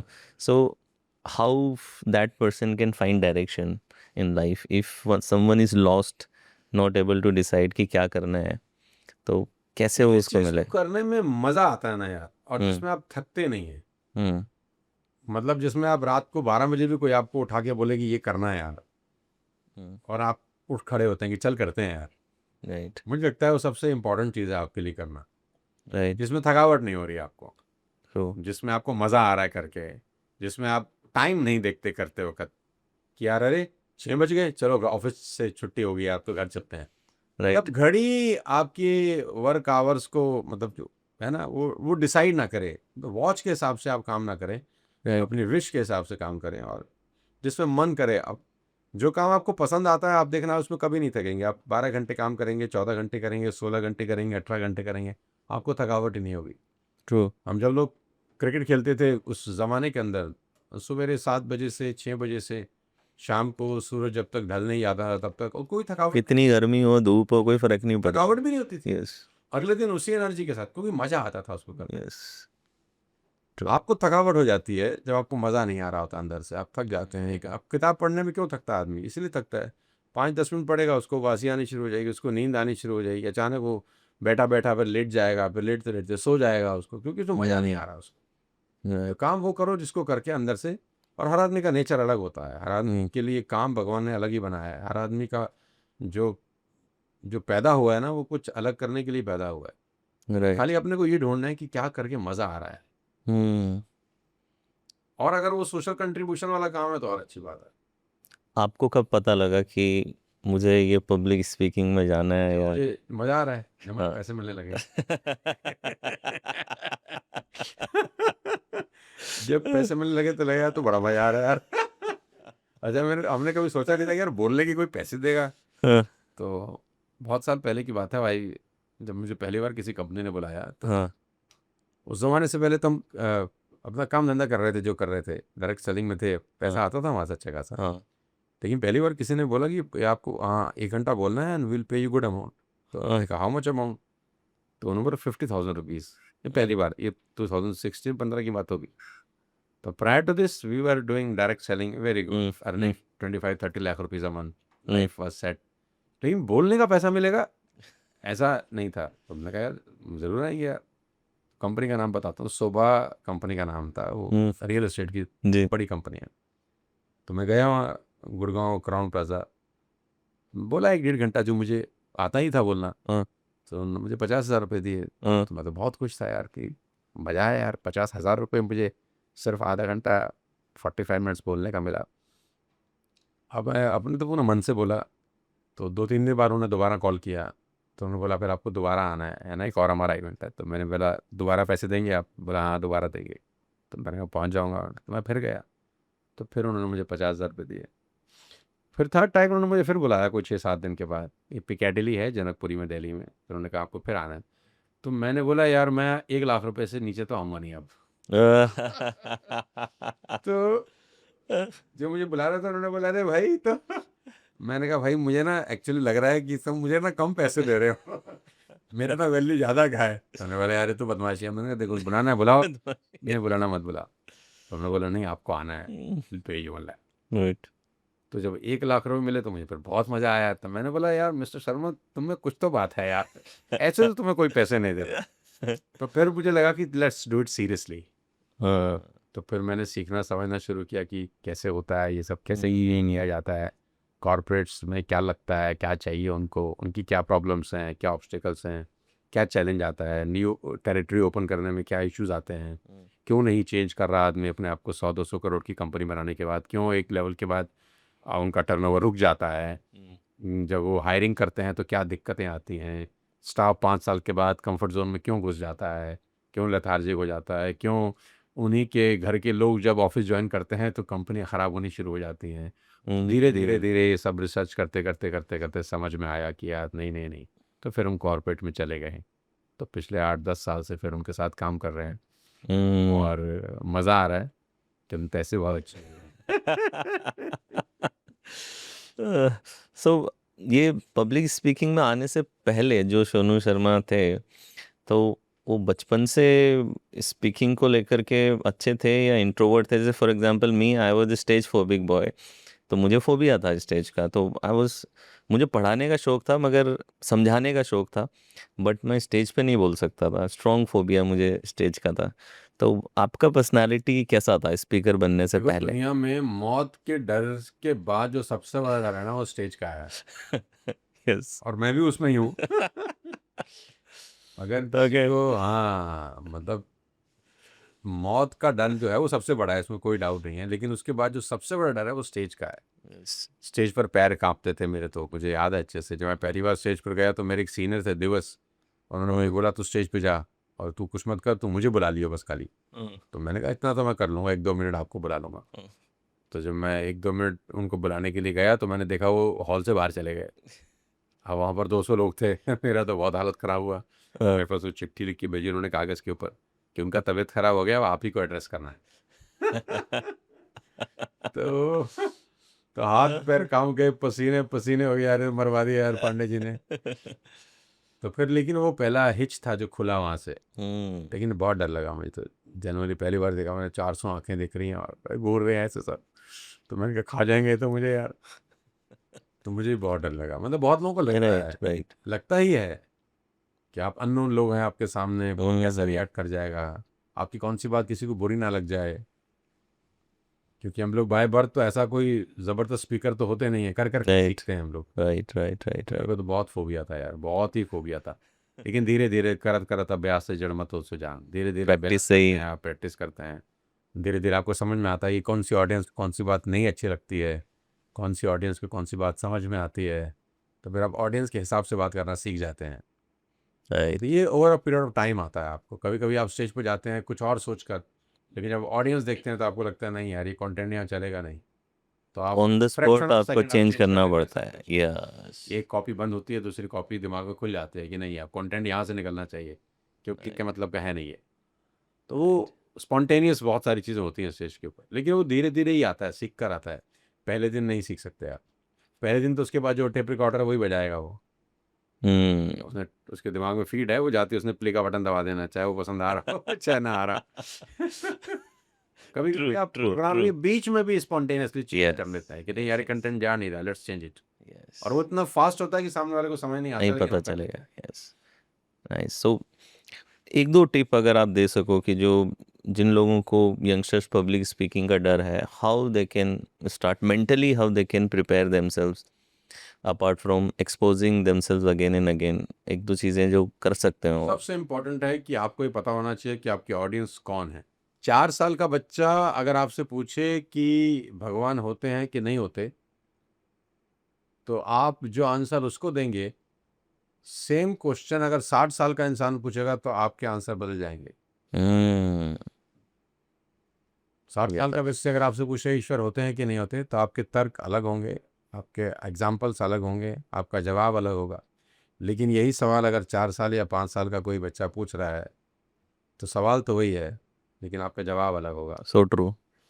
तो ये बहुत इंपॉर्टेंट है कि जब आप स्टेज पर जाएं तो आपको आपका ऑडियंस की समझ होनी चाहिए कि किस तरह के लोग वहाँ पर बैठे हैं। क्या वहाँ जॉब ओरिएंटेड लोग हैं, या धंधा करने वाले लोग हैं, या हाउस वाइफ हैं, या बच्चे हैं, या कॉलेज के बच्चे हैं। देखो परोसना वो नहीं है जो आपकी थाली में है, परोसना वो है जो उसको पसंद है। हम्म।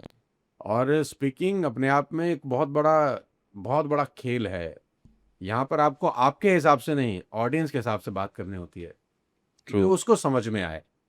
आपके पास क्या है वो मैटर नहीं करता, उसको क्या चाहिए ये मैटर करता है।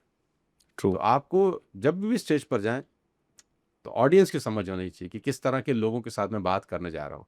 अगर हम्म। मैं कॉलेज में जाता हूँ, किसी यूनिवर्सिटी में जाता हूँ, तो मैं बहुत अपने आप को टपोरीगिरी स्टाइल में ही बात करने की कोशिश करता हूँ कि ताकि बच्चे मुझसे रिलेट कर सकें। उनको नहीं लगना चाहिए कि कोई बहुत दूर से आया है यार, ये तो कोई कॉरपोरेट ट्रेनर लगता है, हम तो समझ नहीं पा रहे इसको। नहीं नहीं नहीं, जब मैं कॉलेज में जाऊँगा तो मैं उन्हीं की तरह बात करना चाहता हूँ। मैं राइट। टाटा में जाऊँगा या बजाज में जाऊँगा या आईसीआईसीआई के लिए जाऊँगा या अदानी के लिए जाऊँगा, तो फिर वहाँ मेरा टोन चेंज हो जाता है, मेरे एग्जाम्पल्स चेंज हो जाते हैं, मेरा बात करने का अंदाज़ बदल जाता है, क्योंकि वो टोन वहाँ नहीं चलती। हम्म। जब मैं किसी फैमिली गैदरिंग में जा रहा हूँ तो वहाँ पर फिर मैं अलग बात करूँ। तो ये आपको पता होना चाहिए कि आप किस तरह की ऑडियंस में जा रहे हैं और एक्चुअली उनको क्या चाहिए। अगर थोड़ी सी रिसर्च करके जाएंगे तो आप इम्पैक्ट छोड़ पाएंगे वहाँ पर, बहुत इम्पैक्ट छोड़ पाएंगे। True true. कई बार इनफैक्ट ज़्यादातर हम देखते हैं कि जो बच्चे पढ़ाई में टॉपर रहे होते हैं वो बाद में जाके लाइफ में थोड़ा एवरेज परफॉर्म कर रहे होते हैं, और यही कई ऐसे लोग जो शायद पढ़ाई में ठीक नहीं थे वो जाके बिलियनियर्स बन रहे होते हैं, मल्टी मिलियनियर बन रहे होते हैं। तो क्या चीज़ है, कहाँ पे ये गेम शिफ्ट हो जाता है, क्या डिफरेंस होता है जिसकी वजह से ये जब रिजल्ट्स की बात आती है तो इतना डिफरेंशिएशन हमें देखने मिलता है? वो बोलते हैं ना कि जो फ्रंट रो में बैठता है ना क्लास में, तो हम्म। उसके पास सभी जवाब होते हैं, hmm. They have all the answers. जो बैक रो में बैठता है ना, they know how to solve the problems. हाँ। सो जो ट्रू। सबसे आखिरी पंक्ति में बैठा है ना, उसको प्रॉब्लम सॉल्व करने आती है, तो राइट। पता है डांट से बचूंगा कैसे, मैडम को टोपी कैसे पहनाऊंगा। आगे वाला बच्चा तो ओबीडियंट होता है, वो एक ही दिशा में सोचता है, और पीछे पंक्ति में हमारे ऐसे बैठे 10 दिशा में सोचते हैं, तो उनका स्कूल से ही दिमाग ना 10 जगह चलना शुरू हो जाता है, राइट। क्योंकि यस। अपब्रिंगिंग ही ऐसी है कि उनको पढ़ना तो है नहीं। अब राइट। पढ़ना नहीं है, उसका जो साइड इफेक्ट है उससे बचा कैसे जाए, तो फिर दिमाग की मेंटल एक्सरसाइज स्टार्ट होती है कि मैं बाप को ऐसा बोलूंगा तो बच जाऊंगा, मम्मी को ऐसा बोलूंगा तो बच जाऊंगा, टीचर को ऐसा दिमाग कोई टोपी पहना दूंगा तो बच जाऊंगा, पड़ोसी से इस तरह से नकल मार लूंगा तो बच जाऊंगा। मतलब उनका जो मेंटल एक्सरसाइज है ना, वो बचपन से इतना तेज चलता है। शरारती जितने बच्चे होते हैं आप देखना, शरारत के 100 तरीके उनको पता वो होते हैं। जुगाड़ आ जाता है। महाजुगाड़ी, जो हाँ। सबसे आखिरी में बैठा है वो महाजुगाड़ी है। इसीलिए वो जो उसका माइंडसेट है ना, वो इतना तेज होता है, इतना तेज होता है कि जब वो लाइफ में उसको इम्प्लीमेंट करना शुरू करता है उन्हीं चीज़ों को, तो उसकी ग्रोथ मल्टीफोल्ड हो जाती है। पढ़ना बहुत ज़रूरी है, इसको ऐसा तो नहीं बोल सकते कि जो पढ़ता नहीं है वो ग्रो नहीं करता, वो भी ग्रो करते हैं, लेकिन केसेस ज़्यादा ऐसे हैं कि वो सिर्फ एक ही डायरेक्शन में सोच पाते हैं, सो ट्रू। एक ही डायरेक्शन में सोच पाते हैं। ट्रू। सो कभी आपने अगर स्टेगनेंसी फील करी हो कि अपने करियर में या कहीं पे, व्हेन यू फील स्टेगनेंट, तो how do you come out of it if you feel stuck कि नहीं, ये भी ये लग रहा है कि बहुत समय से एक लेवल पे ही चल रहा है मामला, अब इसको नेक्स्ट लेवल पे ले जाना है, तो मेरे साथ एक्चुअली तो ऐसा हुआ ही नहीं। कभी नहीं हुआ? मतलब मैं तो कभी कभी बोलता हूँ भाई इतना तेज क्यों चेंज हो रहा है, थोड़ा सा धीरे हो जा। मेरे साथ थोड़ा उल्टा है। मतलब मैं कंटेंट रिपीट नहीं करता खुद, मेरा यस। 400 वीडियो देख लोगे तो वो बहुत मुश्किल से कोई एक वीडियो दूसरे से मिलता हुआ नजर आएगा। राइट। तो मैं तो कभी कभी बोलता हूँ यार कि कुछ पुराना भी कभी कभी दोबारा भी कर दिया करो, फिर अंदर से आवाज आती है नहीं यार कुछ नया करते हैं यार। राइट। राइट। तो राइट। मेरे साथ वो अप्लाई नहीं होता। You never never felt that? कभी नहीं, कभी हो ही नहीं। एक चीज़ आप अभी बीच में कह रहे थे कि बहुत सी कॉरपोरेट्स या कंपनीज ऐसी होती हैं जो एक लेवल तक ग्रो करती हैं फिर स्टक हो जाती हैं, आगे नहीं बढ़ती, तो क्या आपने मेन रीज़न देखा इसके अंदर? बिकॉज ये काफ़ी लोग पूछते हैं ये सवाल कि वो शायद 0 से 10 तक आ गए लेकिन अब वो 10 से 100 की जर्नी नहीं कर पाते। होता क्या है ना, जिस नॉलेज स्किल से आप 10th क्लास पास करते हैं, उस नॉलेज और स्किल से आप आईएएस नहीं होते। हम्म। सफल कंपनियों के साथ सबसे बड़ी प्रॉब्लम ये है, उनको समझाना मुश्किल हो जाता है। हम्म। सफलता का एक ड्रॉबैक है, राइट। वो ऐसा बोलता है कि यार अगर हमको नहीं पता होता तो हम यहाँ तक कैसे आते। हम्म। अब आप हमको बोल रहे हो कि नहीं चेंज करो, तो मैं उनको एक ही बात बोलता हूँ कि जो एक्सपर्टीज नॉलेज आपको 100 करोड़ का बिजनेस दे सकती है, वो एक्सपर्टीज नॉलेज 1000 करोड़ में नहीं जा सकती। ट्रू। आपको शिफ्ट करना ही पड़ेगा गियर। आप फर्स्ट गियर में 20 की स्पीड पे तो गाड़ी चला सकते हैं, लेकिन आप फर्स्ट गियर में 100 की स्पीड पे गाड़ी नहीं चला सकते। You have to shift gears. Right. अब वो कहता है नहीं मैं तो पहले एक गियर पे 20 की स्पीड पे चला रहा था, चल ही रही थी, मैं तो कह रहा हूँ अभी भी चल सकती है। लेकिन अगर आपको 100 की स्पीड करनी है तो भैया आपको पांचवा छठा गियर डालना ही पड़ेगा, देयर इज नो ऑप्शन। लेकिन बहुत सारे लोग गियर शिफ्ट नहीं करते। और क्लैश सबसे ज्यादा कहाँ होता है, मैं बता देता हूँ आपको। सबसे ज्यादा क्लैश होता है इंडिविजुअल लाइकिंग और कंपनी की लाइकिंग। ओके। जब इंडिविजुअल अपने आप को कंपनी समझना शुरू कर देता है, उसको लगता है कि मेरी वजह से सब हो रहा नहीं नहीं, उसको ये लगता है, वो एक गाना था गोविंदा की फिल्म में, मैं चाहे ये करूं मैं चाहे वो करूं मेरी मर्जी, है ना। उसको लगता है ये मेरी कंपनी है और वो मेरी लाइकिंग, मेरे टेस्ट और मेरी है। विश के हिसाब से चलेगी। नहीं नहीं नहीं, कंपनी का डिमांड अलग होता है, आपकी लाइकिंग अलग हो सकती है। आप ग्रो नहीं होना चाहते बट आपकी कंपनी को तो ग्रो होना है ना। आप सीखना नहीं चाहते अब, लेकिन आपकी कंपनी को तो सीखना है। आप टैक्सेस बचाना चाहते हो, लेकिन आपकी कंपनी को तो उस दिशा में नहीं जाना चाहिए। आप मनी सेंट्रिक हो सकते हो, लेकिन आपकी कंपनी तो पर्पस सेंट्रिक होनी चाहिए। आपकी पर्सनल लाइकिंग और कंपनी ये अलग अलग एंटिटी हैं। प्रॉब्लम क्या है, जब आदमी अपने आप को कंपनी समझ लेता है, राइट। भाई कॉर्पोरेट लॉ में, कंपनी लॉ में भी आप अलग हैं, आपका कंपनी कंपनी में अलग अलग है, है, यस, उसकी अलग डिमांड है। आप सोशल मीडिया पे नहीं जाना चाहते, लेकिन आपकी कंपनी को सोशल मीडिया की ज़रूरत है। आप चाहते हो कि नहीं यार, मेरे को तो अच्छा नहीं लगता सोशल मीडिया, मैं सोशल नहीं हूँ। अरे आपकी बात कौन कर रहा है? I am talking about your company ना। राइट, आप अपने जीजा जी को, साला साहब को, अड़ोसी को, पड़ोसी को, रिश्तेदार को, फूफा को कंपनी में लाना चाहते हो। अब वो उस लायक हैं कि नहीं है, ये कौन डिसाइड करेगा? लेकिन आपको लाना है, क्योंकि आपको किसी को प्लीज करना है कि वो कॉम्पिटेंट है कि नहीं है। ये बहुत इंपॉर्टेंट रोल प्ले करता है आपकी कंपनी के लिए। ट्रू, तो आपकी कंपनी में को क्या चाहिए और आपको क्या चाहिए, वो दोनों अलग अलग चीज़ें हैं।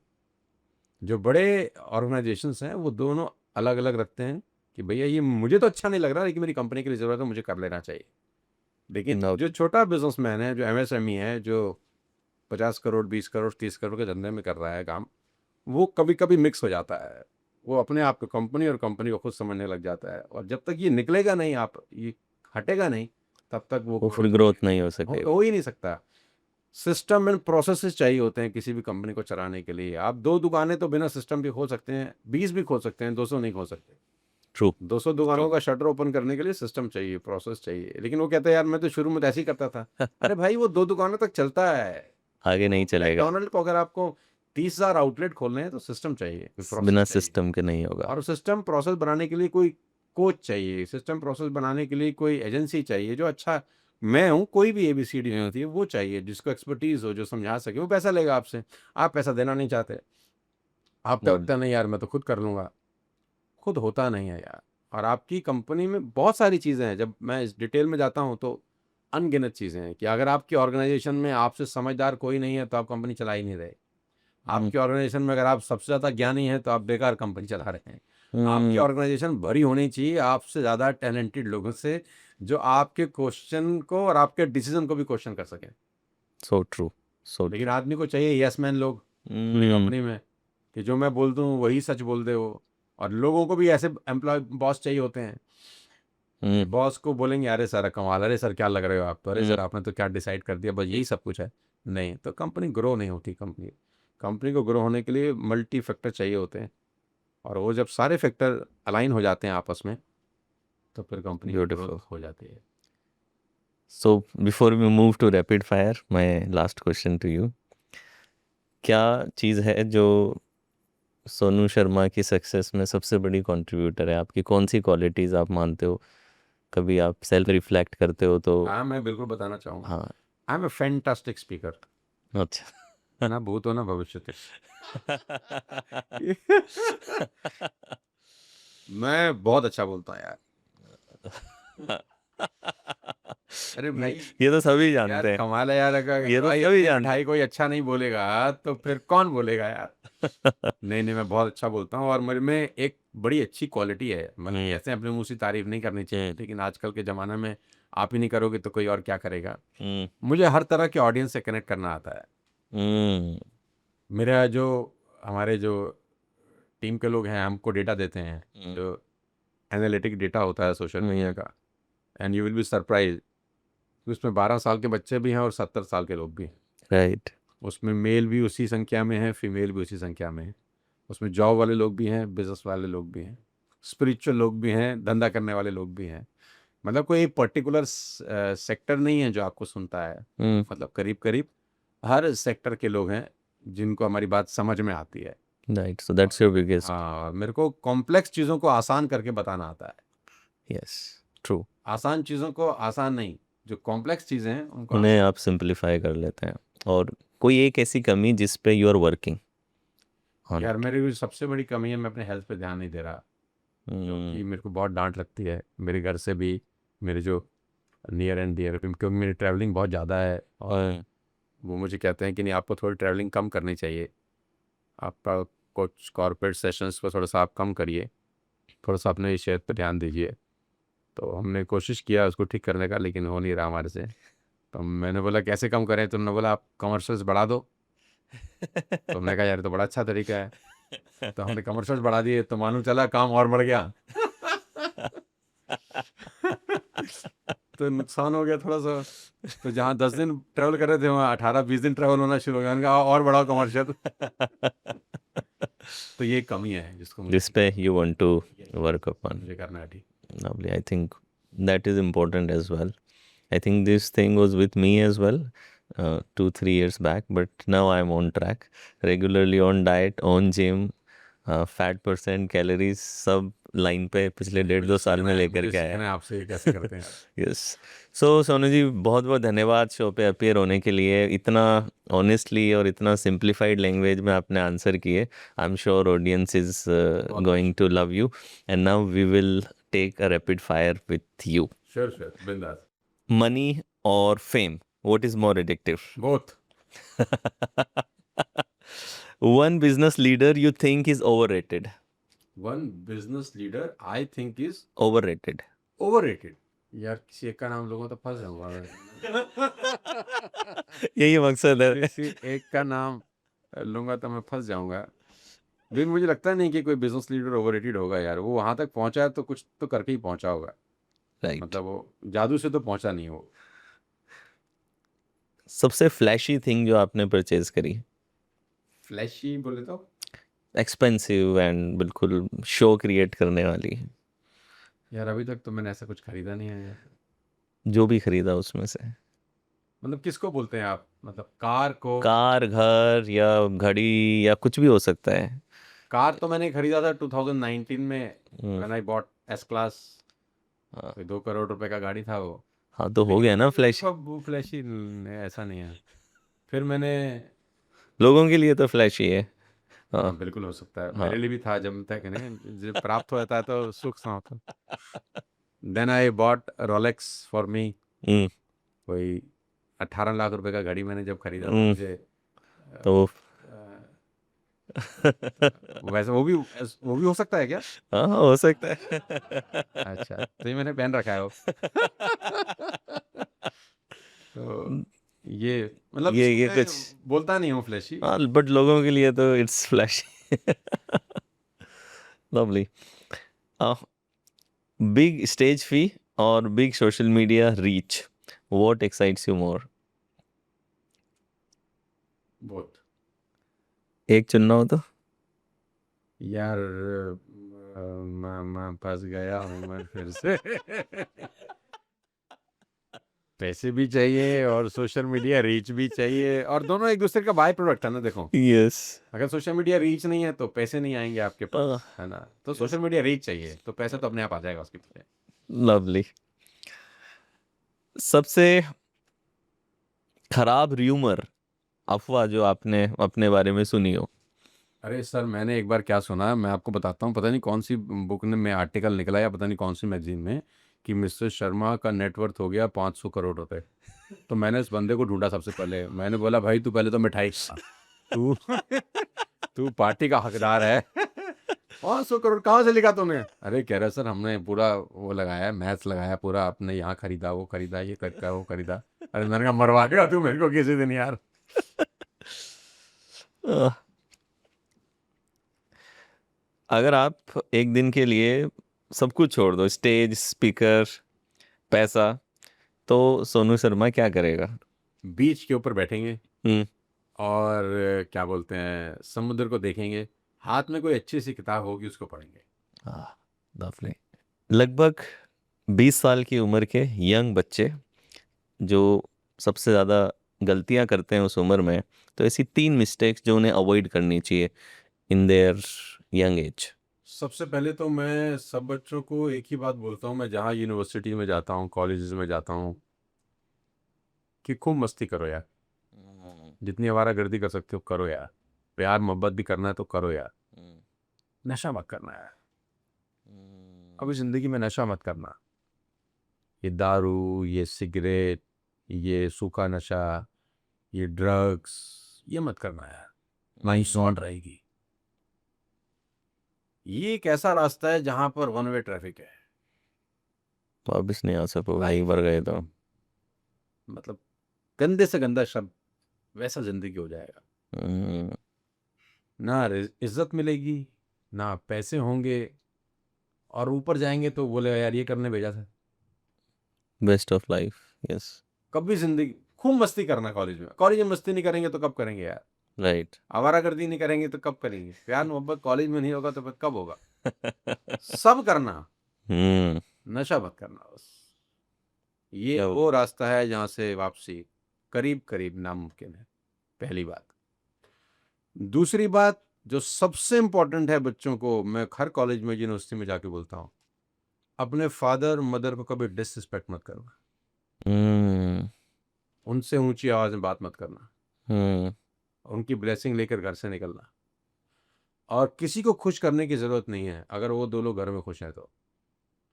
और पूरा दुनिया आपसे खुश हो और वो दो लोग घर में परेशान है तो तुम्हारी सक्सेस दो कौड़ी की भी नहीं है मेरी नज़र में। हम्म। जो दो लोग घर में बैठे हैं ना, क्योंकि देखो माँ बाप के अलावा आपका कोई ट्रू मायने में वेल विशर नहीं हो सकता। बाकी सबको तो आपसे इंटरेस्ट है, हम्म। इसीलिए शायद दोस्ती भी है, रिश्तेदारी भी है, लेकिन वो एक ऐसे दो लोग हैं जो बिना इंटरेस्ट की मोहब्बत करते हैं आपसे। राइट। बच्चे का मलमूत्र माँ के अलावा कौन साफ कर सकता है यार, वो भी करती है वो, राइट। है ना। अभी तो नवरात्रि चल रहे हैं, तो माँ अगर घर में खुश है ना तो कहीं और जाने की जरूरत नहीं है। और अगर घर की माँ ही खुश नहीं है तो आप कहीं मर्जी मत्थे टेकाओ, कोई फायदा नहीं। कोई फायदा नहीं। तो वो दो लोग बैठे हैं ना, उनको कभी नाराज मत करना जिंदगी में। और तीसरी सबसे इंपॉर्टेंट बात, पैसे कमाना, खूब कमाना, लेकिन ये ध्यान रखना कि पैसे गलत तरीके से तो नहीं आ रहे। हम्म। पैसे कमाना कोई पाप नहीं है, गलत तरीके से कमाना पाप है। और आपके आजू बाजू बहुत लोग आपको मिल सकते हैं जो आपको बताएंगे कि ये कर ले, ये कर ले, वो भी तो कर रहा है। हम्म। वो 10 एग्जाम्पल भी आपको दे देंगे करने के लिए। जब बैटिंग ऐप चलता था, अब तो बंद हो गया, सरकार ने बना दिया, तो मैंने अपनी टेबल से करोड़ों रुपए छोड़े हैं। आपको पैसा छोड़ना सीखना पड़ेगा कि ये पैसे को मैं हाथ नहीं लगाऊंगा। हमारे पास लोग ब्लैंक चेक लेकर आते थे, यू नो लीव स्टोरी लगाने के लिए, रील डालने के लिए, और एक एक साल का कॉन्ट्रैक्ट था, दुबई में फ्लैट ले लो, ऐसी ऐसी बातें थी। आप साइन कर लो, आप बताओ कितना करना है, 2 साल के लिए आप आ जाओ, बोर्ड पे आ जाओ। तो मैंने बोला यार मैं कुछ भी कर लूँगा, मैं ये नहीं करूँगा। तो वो मुझे एग्जांपल देते थे कि वो देखो धोनी साहब भी कर रहे हैं, देखो वो ये भाई साहब भी कर रहे हैं, देखो सब सब कर ही रहे थे, कर ही रहे हैं, यस यस। सब कर रहे थे। तो विराट कोहली साहब भी तो प्रमोट कर रहे हैं, कोई कोई क्रिकेटर का नाम नाम तो मुझे अब ध्यान नहीं कि किस किस का नाम लेते थे, सभी कर रहे थे, उमेश यस यस। शर्मा भी कर रहे हैं, वो आमिर खान भी कर रहे हैं, तो ऐड सभी का ही ऐड आता था। सभी के चल रहे थे, यस। सब कर रहे हैं। तो आप उनसे बड़े हैं? तो मैंने बोला हाँ इस मामले में तो बड़ा हूँ यार। ब्यूटीफुल। तो ये काम कभी मत करना, पैसा लवली। कमाना, लेकिन ये ज़रूर ध्यान रखना कि पैसा किस रास्ते से आ रहा है और उसमें हाथ किस किस के लगे हुए हैं। लवली। अगर आपकी लाइफ को एक बॉलीवुड टाइटल मिले तो क्या होगा? सरल। एक एम्बेरेसिंग मोमेंट जो स्टेज पे हुआ हो आप कभी नहीं भूलते? अरे भाई एक नहीं कई हुए हैं। मैं एक बार गया स्टेज पर, और सॉरी स्टेज पर जाने लगा, मैं रूम में अपना मैंने बैग अनपैक किया और मैं चेंज कर रहा था स्टेज पर जाने के लिए, और मैं जूते लाना भूल गया घर से, जी। नहीं पैक किए मैंने जल्दी जल्दी में। हमारा बुद्धि ऐसी है। अब मैंने कहा यार तो भाई बेइज्जती हो जाएगी बहुत खतरनाक, और लोग बड़े ठीक ठाक, बहुत बड़ा कॉर्पोरेट था। मैंने कहा क्या करें यार, अब कोई रास्ता नहीं है। तो मैंने कहा चलो, तो मैं फिर सॉक्स थी मेरे पास, मैंने सॉक्स पहनी और मैं स्टेज पे चला गया। तो लोगों ने बोला अरे सर शूज़। तो मैंने बोला आज मेरा व्रत है, तो आज के दिन मैं क्या उतना शूज़ पहनता नहीं हूँ। और मज़े की बात, वो इवेंट था गुड़गांव में, अच्छा। और वो था फुल डे इवेंट, कोई 8 घंटे का सेशन था। तो मैंने ड्राइवर को फ़ोन कर दिया सवेरे कि मैंने कहा तू भाई घर से मेरे जूते लेके जी। पहुँच, तेरे को 1 डेढ़ घंटा लगेगा, मैं सेशन तो शुरू कर दूँ एटलीस्ट। तो वो मेरे पास जूते लेकर आ गया, तो लंच में मेरे पास आ गए जूते, तो मैंने फिर पहन लिए। तो फिर मैं आफ्टर लंच जो सेशन था उसमें जूते पहन के चला गया। तो उन्होंने बोला अरे अरे आपने जूते पहन लिए। अरे मैंने कहा उपवास जो था वो लंच तक था, तो अब उपवास मेरा टूट गया। फिर बाद में वाह। पता है भाई जूते नहीं लाया मैं तो। इंटरेस्टिंग है पर जबरदस्त। अरे बहुत चीजें होती है यार। So if you had to choose a co-speaker, Virat Kohli, Amitabh Bachchan और बाबा रामदेव, आप किसको क्या पिक क्या करेंगे? क्वेश्चन क्या था? अगर आपको कोई स्पीकर चुनना हो स्पीकर मेरे हाँ साथ। हाँ, हाँ, तो आप इनमें से किसको चुनेंगे और क्यों? विराट कोहली, अमिताभ बच्चन और बाबा रामदेव, किसको 100% विराट कोहली। और क्यों? विथ द डेडिकेशन ही है, द कमिटमेंट और द प्रोसेस, मतलब वो आदमी अलग है यार, बहुत अलग आदमी। बाकी दोनों लोग भी अच्छे हैं। यस, वो कोहली अलग कोहली है, है, कोहली। उसने पूरे नेशन को फिट कर दिया, उसने पूरे नेशन को बताया कि जूझते कैसे हैं, लड़ते कैसे हैं, जीतते कैसे हैं। राइट। दिल्ली का लड़का कहाँ से कहाँ पहुँच गया। अगर आपको मौका मिले अपने पापा के साथ एक मोमेंट को फिर से जीने का, तो वो कौन सी याद जिएंगे? अरे मेरी इच्छाएं दबी की दबी रह गई। मैं बच्चों को ये भी बोलता हूँ यूनिवर्सिटी में जाकर कि यार जितना टाइम स्पेंड कर सकते हो करो, बाद में बहुत अफसोस होता है कि काश ये कर लेता, काश वो कर लेता। तो मेरी बड़ी इच्छा थी उनको बिजनेस क्लास में ट्रैवल कराने की, और मैं नहीं करा पाया। हम्म। मेरी बड़ा मन था। ये अच्छा था कि वो एस क्लास में पीछे बैठ गए। जब मैंने ली, उनको चाबी दी, तो मैंने वो सीट उनका लंबा कर दिया। लेकिन मेरी बड़ी इच्छा थी कि मैं उनको कोई 8-10 घंटे की फ़्लाइट में बिज़नेस क्लास में बिठा के कहीं ले जाऊं, और वो इच्छा मेरी पूरी नहीं हो पाई। तो बस ये अगर ये आप ये होगा नहीं कभी, मैं जानता हूँ, लेकिन ये इच्छा दबी की दबी रह गई। कुछ चीज़ें ऐसी होती हैं जो कर ले देती हैं, कल पे नहीं छोड़नी चाहिए, बाद में बहुत अफसोस होता है। So true, so true. One spiritual गुरु जिनके साथ आप डिनर करना चाहेंगे? जिनके साथ डिनर करना मेरे चाहेंगे? अपने गुरु, जहाँ मैं जाता हूँ, जिनके चरणों में बैठता हूँ, उन्हीं के साथ डिनर लंच कौन है सब। आपके गुरु, if you can share? Yes yes yes, मैं कुरुक्षेत्र जाता हूँ, वहाँ पर हमारे गुरुजी हैं, जिनके सानिध्य में रहकर मुझे सबसे अच्छा लगता है, अरे वाह। तो वहीं बैठता हूँ। आपके पॉडकास्ट पे एक ऐसा गेस्ट जो आप चाहते हैं कि आपके सामने बैठे और आप उन्हें क्वेश्चन पूछ सके? आप मैं खुद। आप नहीं, हमारे को भी तो मौका मिले ना अपने तीर दागने का। भाई साहब आ रहे हैं, हमारी दागे जा रहे हैं, आउट ऑफ सिलेबस क्वेश्चन आ रहे हैं हमारे पास। Lovely. Thank you so much Sonu ji, और बहुत मज़ा आया आपके साथ। इतने समय से आपको सुन रहे थे, आज बात करी, बड़ा मज़ा आया। और वो जो Thank आपने you, कहा thank कि आप फैंटेस्टिक स्पीकर हैं, जो genuinely you are a fantastic speaker. Thank you so much. बहुत बहुत शुक्रिया बताने के लवली। लिए।